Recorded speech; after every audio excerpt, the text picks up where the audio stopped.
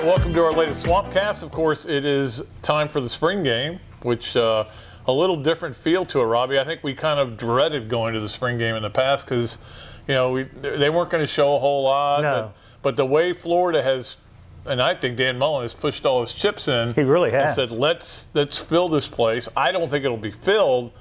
What's your best guess on attendance? He wants to beat the record of 65 or whatever they think it is, but Yeah. you know, he's gone out and tried everything he can to get fans interested at this game. I don't know, 50, 55 maybe thousand, but he's clearly energized a lot of people. And the players talked the other day about how they can feel around campus that Right. students are more interested than they've ever been in football, and they're going to go to the game. Oh, it's free. They're going to have a beer tent out there. They're going to have. I'm sold right there. Yeah, they should need to have one open for the media after the game, but.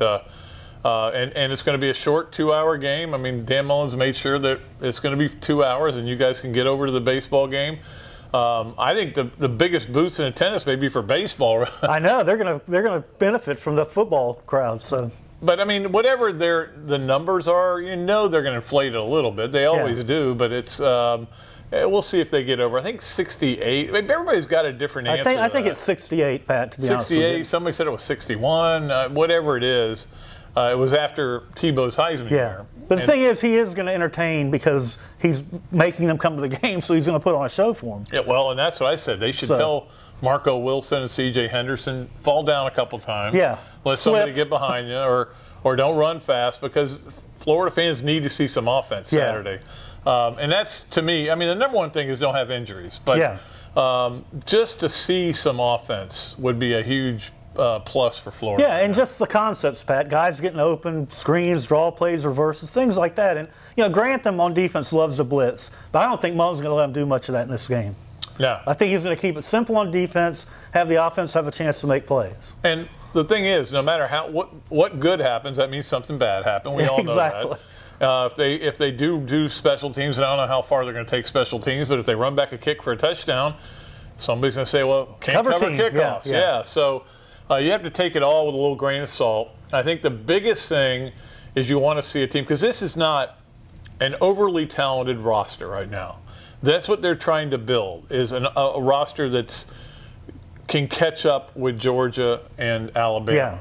Right now, they're not there. No. And they've got a lot of, and Dan has acknowledged that. They've got work to do to catch up. But it's a good roster. It's a really good roster.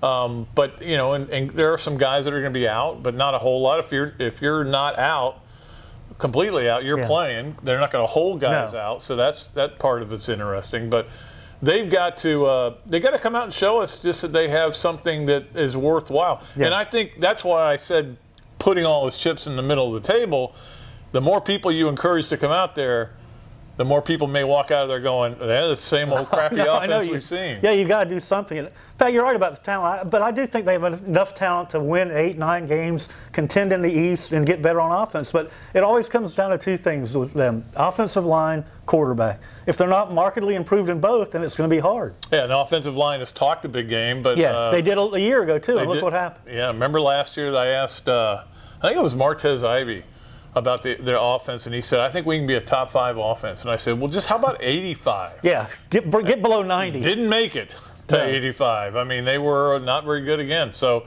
we'll see. I mean, we'll see what we see on Saturday. And I don't know that you want to take too much away from it, but I tell you one thing I think Florida needs to see is Felipe Franks play well. Yeah, make good decisions, hit the open guy, move the offense a little bit. And you get that something encouraging. He's got something to build on over the summer. And, you know, I think he is kind of emerging as the guy, Pat. We'll see. But he's got a long way to go to wrap it up, though.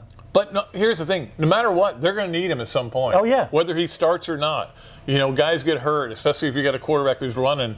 And I don't know how much read option we're really going to see. I'm not sure, The threat of it will be there. Yeah, but that also gives the defense, they don't have to, they can basically collapse on the running game. The thing about Franks, Pat, I've seen him, he's become a leader of the team, which is really important for your quarterback. And Trask, I don't think he's there yet. I don't think he's played enough or has been around long enough to kind of take on that role yet. Yeah, but I mean, still, Felipe's got to make smart decisions. Yeah. And you know, talking to Mullen the other night, he said, look, talent is down the list of the things you need to be. Yeah. Decision making is way up there. Huge, yeah. And especially the offense they run. So I think it's really important that Felipe look good. Yeah. And that people, because the last thing you want are for people to spend all summer going, oh, Felipe Franks is going to be the quarterback, which right now I can't blame you if you did. No. We saw him last year.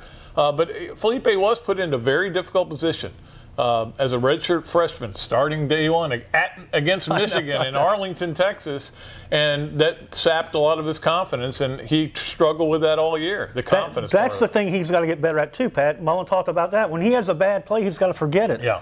Get to the next play and make something good happen. His confidence, that's one thing they need to work on. I think he needs to work on. Well, that's the thing for this team is it is a building process, and it is not going to happen overnight. And certainly the first spring game is not going to happen. But look, he's called out the Gator Nation. They need you there for these guys to see a big crowd and to play harder. But he made a great point. And when you think about it, go back to Kirby Smart. What did they do? They got 80,000 people in there. And what was their next recruiting class? #1 in the country. Because recruits are going to be there. He wants to show a national championship type atmosphere. You do that with a big crowd that's energized. That's right. Show up. If you don't show up, then you're not allowed to complain. And you can't get on the bandwagon if they start winning. No. Or sprain your ankle jumping off of it. But it'll be certainly one of the more interesting spring games. I think there's actual anticipation. Yeah, there is for the first time in a long time. First time since Tebow. Yeah. You know, even the Tebow's senior year spring game, nobody was excited. But no. Like when he won the Heisman and you knew Florida was going to be pretty good the next year, that's where the attendance record was set. But yeah, we'll see what happens.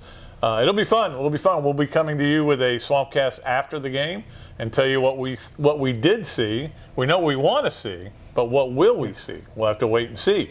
And what we didn't see. And what we didn't see, right? And what we might see. And then we'll go to the beer garden after that.